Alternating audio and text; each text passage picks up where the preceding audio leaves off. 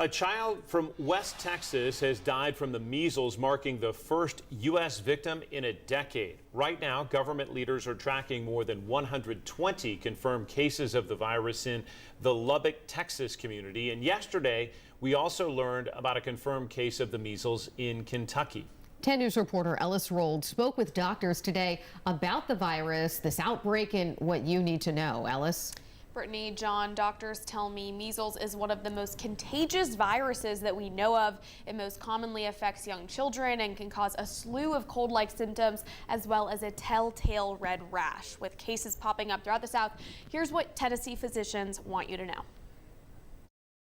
After a measles death in West Texas and a confirmed case right next door in Kentucky, Tennessee doctors are sharing more about the virus. Measles is a very nasty infection, and we want to do everything we can to prevent it. You know, our goal in the United States was really to have 0 cases of measles.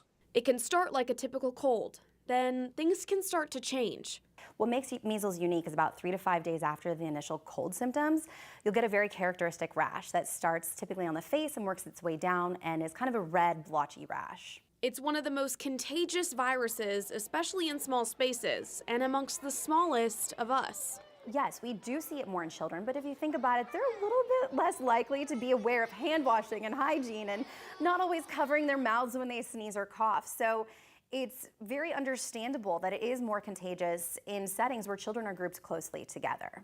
Many cases resolve themselves. Some kids get an ear infection, pneumonia, or even encephalitis, swelling of the brain, and a small percentage of those cases can be fatal. Encephalitis and pneumonia are the most frequent causes of death, and of children who survive encephalitis, they may be left with lifetime disabilities, some deafness, some blindness, and some limitation in your capacity to actually think.